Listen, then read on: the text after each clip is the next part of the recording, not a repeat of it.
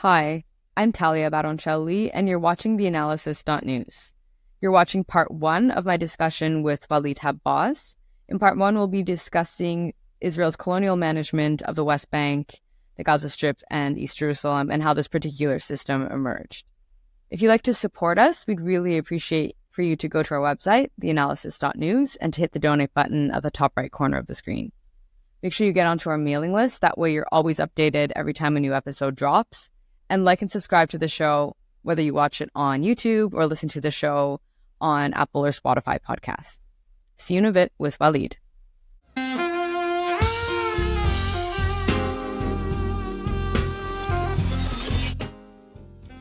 Joining me now is Walid Habbas. He is a researcher at the Palestinian Forum for Israeli Studies, and he's also a PhD candidate. He just submitted his PhD thesis at the Hebrew University of Jerusalem, where he's been studying various economic relations between Israel and the West Bank, as well as the dynamics of oppression and occupation. So I'm really excited to have you with me today, Walid. Hi, Talia.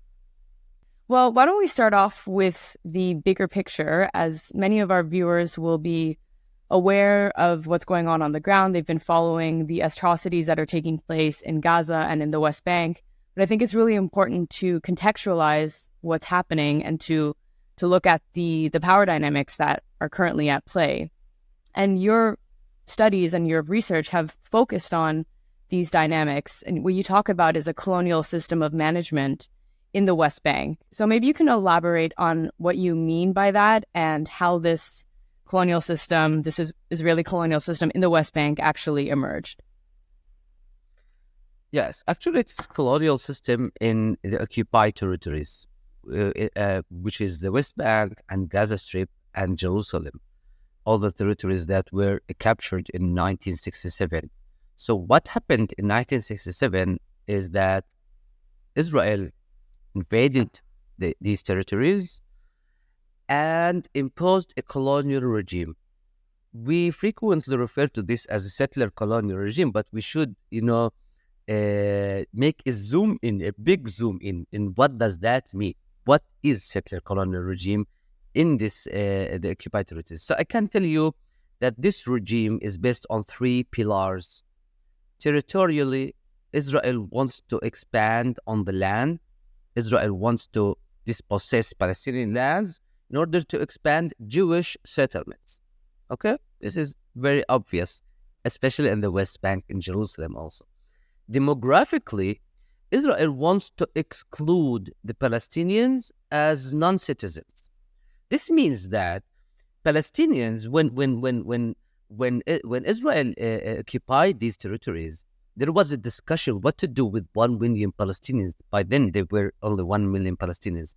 So Israel don't want to give Palestinians citizenship a la Palestinians inside 1948 territories.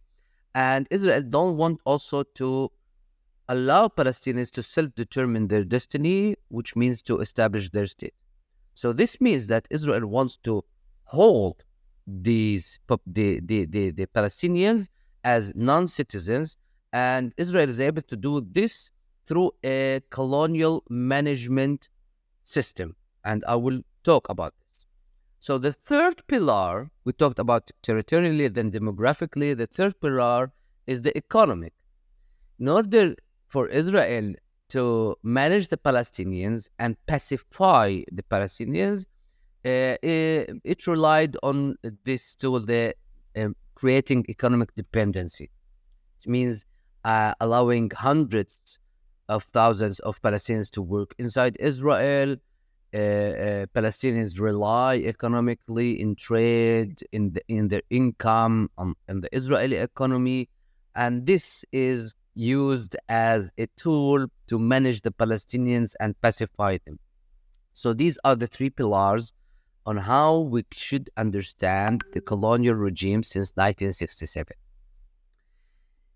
And what we have here is a way in which Israel is controlling a growing number of Palestinians. In 1967, they were 1 million. Throughout the years, now we are talking about approximately 5 million Palestinians in the occupied territories. These Palestinians are to be managed through, I can say, through three different, no, these are not different, these are three overlapping policies. First, Israel controls the Palestinians through an indirect colonial rule. This was the way since 1967. Moshe Dayan, who was the chief of military in 1967, he said that we don't want to make the same mistake the United States made in Vietnam. We should not control directly the indigenous population. We need an indirect colonial rule. Whether it was the Villages League, if you remember, in the late 70s and early 80s, or it was through international agreements like Oslo Accords, regardless the intentions of the Palestinians collaborating with Israel, this is not the discussion. The discussion is the bureaucracy. This is a bureaucratic regime in which the civil administration of the Palestinians are handled to Palestinians, and this administration or authority or whatever is connected to the military occupation. Okay, we are talking about the hierarchy of responsibilities. The second thing that this regime makes is that it is based on a spatial system of control. Space controls population. In this thing, I mean that Israel uses borders, uses administrative divisions like area A, B, C. And one might think that this all started after Oslo, but it is not. It is since 1967. And the way Gaza is spatially controlled is entirely different from the way the West Bank is spatially controlled. So we have this matrix of tools in which Israel uses borders, territorial divisions, administrative divisions, economic borders, etc. And within this system, there is a permit regime which gives Israel tools on how to control the mobility of Palestinians who can cross inside Israel and who can also cross within the West Bank, who can build a factory, who cannot build a factory. Every aspect of Palestinian lives is controlled through a permit regime. So this spatial permit regime is the second pillar Israel is using. The third pillar is the stick, which means if the spatial control doesn't work, then the military violence is the eventual tool used by Israel. So, and this is the typical military occupation. And Shlomo Gazit, who was the second governor of this colonial bureaucracy, published his book titled The Carrot and the Stick. And he said that the carrot, the carrot and the stick, he said, Palestinians who are to collaborate with Israel and take control of this indirect colonial rule and help the Israel administration in controlling the Palestinians are to be rewarded. And this is the carrot. And they can be rewarded by allowing them to handle permits to Palestinians, to take, some responsibilities. We can give them a lot of money. This was the entire idea of Oslo. And then the stick is whoever do not adhere to the colonial agenda, or if Palestinian population wants to make an intifada or raise the project of self-determination, we can use this stick. Okay, and we are witnessing today the most violent stick ever since 1967, this genocidal war in Gaza, of course. And this relation, the carrot and the stick, is all the story that we can tell about the occupied territories. Israel is using this policy, the carrot and the stick, only to prevent Palestinians from self-determination. Of course, a two-state solution and creating establishing a Palestinian state in the occupied territories is not the goal of the majority of Palestinians, I can tell. It is the agenda of some Palestinians. However, Israel is also preventing Palestinians from self-determining their destiny in this small territory, which is called the occupied territories. And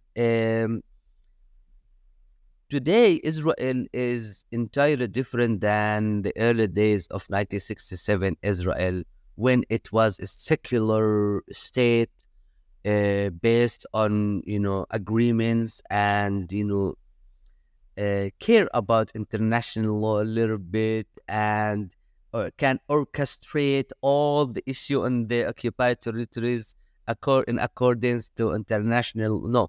Today, Israel is a biblical state that thinks that Yuda Vesamira, or the land that God promised the Jews, it is not Tel Aviv or Netanya, nor Beersheba. God promised the Jewish with Shechem and Hebron and Jerusalem. Of course, I'm using the Torah terminology, which refers to places, according to the Jews, that are in the West Bank or in Jerusalem. So this territory is, of course, entirely outside any negotiation. It is not subject to diplomatic or political negotiations. It's a promise from God.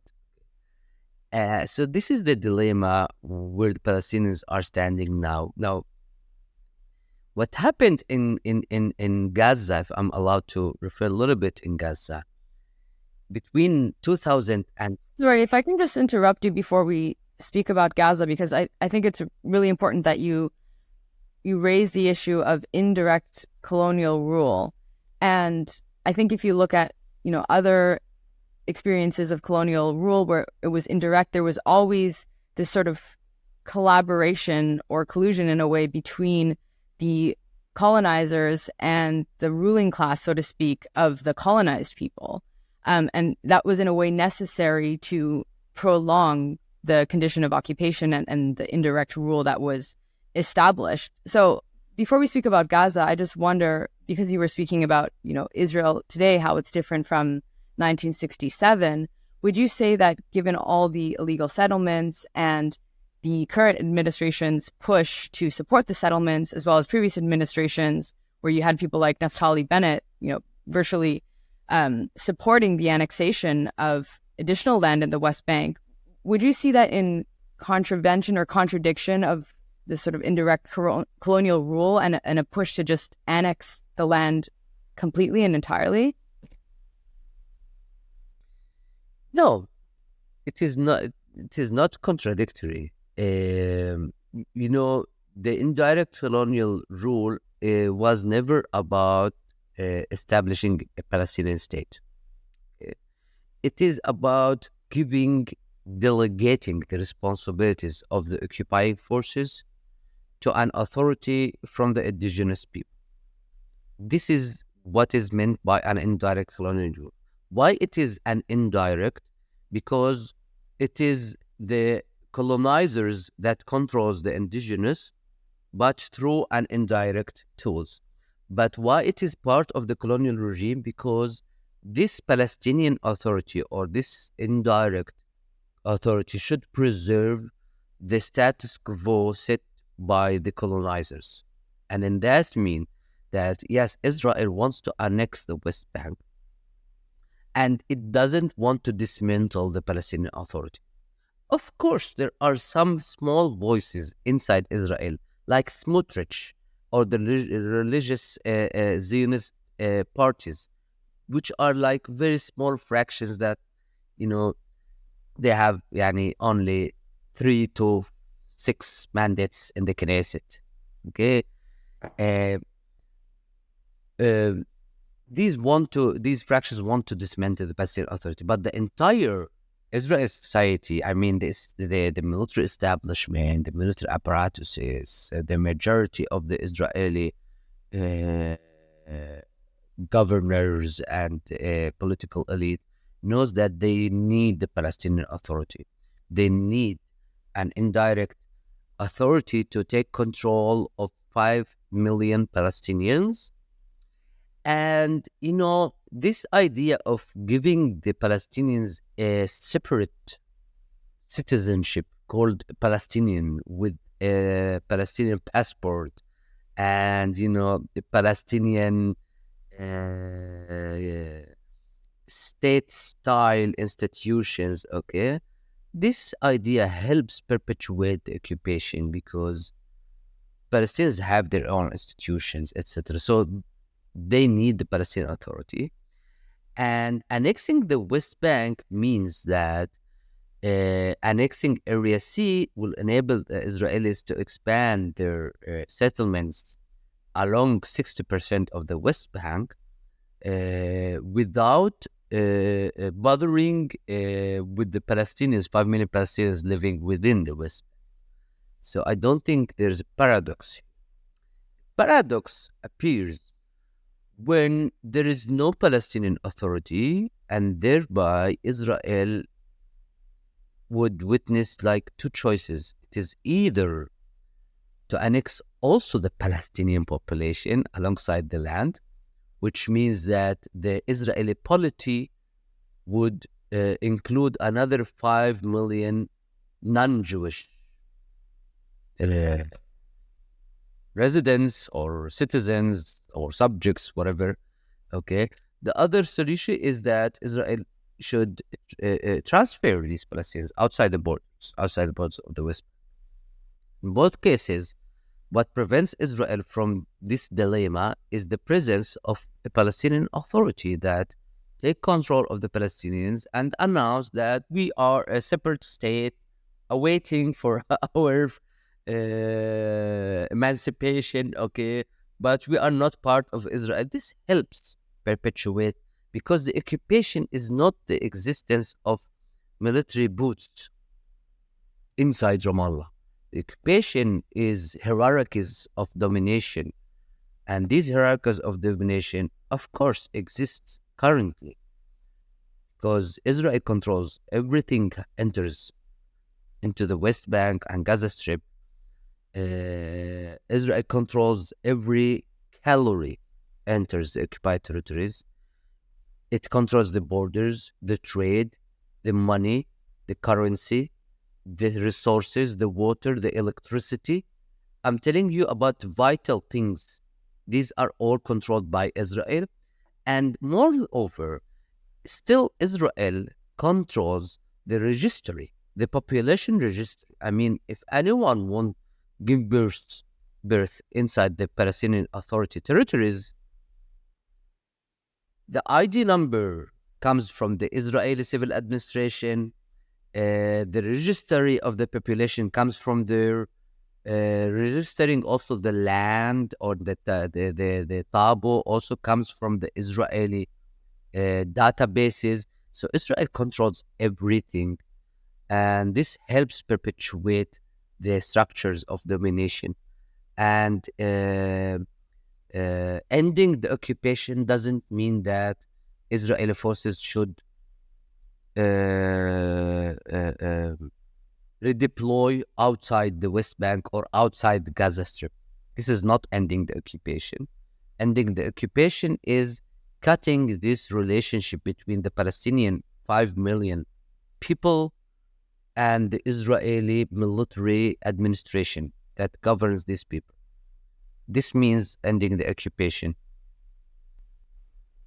Right. There are several layers there. I mean, different sort of relations that are ongoing, which would need to be severed because, as you said, Israel controls everything. Well, in terms of the Gaza Strip, for example, controls everything that gets in. There's also the mobility regime in the West Bank, which you've spoken about as well. Series of checkpoints and then settlements, which separate various Palestinian cities or or villages. And, we've seen stories of people not being able to go to the grocery store or having to pass numerous checkpoints just to go to the library or to go to work. So these are, I guess, different spatial elements or systems of control. And a real state which would have effective control over its land and over its authority and governing authority would require that those relations of control be completely severed. And we can maybe speak about later how to get there, what needs to happen in order to actually get to an ideal situation where Palestinians have effective control over their territory, over how they want to form their government, how they want to, control their agriculture, control their own industries, that sort of thing. So there's no dependence on Israel. And I think it would be really interesting to get your viewpoint on how Israel has maybe increased these dependencies. So how maybe certain economic elites in the West Bank, for example, have, in order to actually get certain goods into the West Bank, have had to negotiate with the Israeli government, and as a result have become maybe even more dependent on Israel to have these certain industries and to engage in this sort of trade. So when we talk about the economic dependency of the Palestinians on Israel, it is not a matter of, two economic markets, one small market and a big advanced market in which they come in a connection together. It is something imposed on the Palestinians. And to understand the economic dependency of the occupied territories, I think we can summarize that in four main sections. The first one is the Israeli military proclamations. These are military orders that started in 1967 and up onwards, and these proclamations pertain almost all aspects of the Palestinian lives. Of course, a huge bunch of these military orders concerns the Palestinian economy. So how to use the money, which money to use, the level of development, the industrial sector, what items are permitted for the Palestinians to export, import, so etc. Of course, the use of national sources, water, electricity, everything concerns the economic lives of the Palestinians is described and detailed in these Israeli military orders. Of course, these orders are not put to develop the Palestinian economy. They are tools to subjugate the Palestinians also through the economic sphere. The second pillar of the economic dependency is the policy of open bridges, which Moshe Dayan adopted earlier in the 1970s. And this policy aimed at enabling a situation where Palestinians can migrate into Israel workplaces, gain salaries, and then return back to their home. So the policy was to create this connection between Palestinian laborers and the Israeli market, which later on became a vital and the most important component of the economic dependency up until today. In 6 October, day before the eruption of the war broke out, we can talk about 200,000 Palestinian workers in Israel workplaces, which constitute almost more than 1/4 of the Palestinian working forces. And the income generated by these workers that migrate daily to Israel workplaces is about 6 billion shekels, which is approximately almost 40% of the Palestinian income in the West Bank. The third pillar is of course the trade dependency. Israel gradually became the main and indisputable trade partner. This relation was imposed on Palestinians because of too many military orders and military interventions also on the land. So the Palestinians import from Israel about from 80 to 90% of their imports come from Israel, and about 60% of the Palestinian exports goes to Israel, talking about the West Bank mainly because Gaza Strip was under blockade. So these are the three main components of to understand the Israel the economic dependency. But when Oslo Accords entered the scene, these agreements established a custom union between the Palestinian in the occupied territories and Israel. And this mechanism enabled Israel to control the clearance mechanisms, which means when the Palestinians import from Israel, Israel collect taxes that are due to the Palestinians. So this gave a maneuver power to Israel that collects a huge amount of income that comes from taxes on behalf of the Palestinians, and then uses this money to release it, give it back to the Palestinians, or to withhold it and demand, political things. So this was the fourth added component of the economic dependency on Israel. And it is not a question on whether the Palestinians can escape this dependency, economic dependency or not, because the question should be established first on the political sphere. It is the emancipation from the occupation, because the occupation is not only soldiers and boots on the ground. The occupation is structures of domination and control. So escaping this control, which means the emancipation, sweeping out away all the occupation,